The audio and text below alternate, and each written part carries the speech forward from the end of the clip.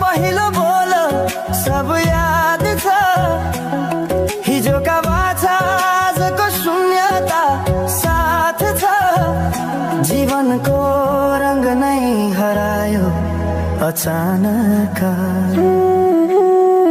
तिमी बिना बाँच्नु पर्यो कति कठिन।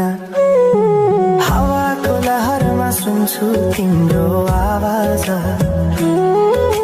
शून्य कोठामा प्रतिध्वनि जस्तो गाजा।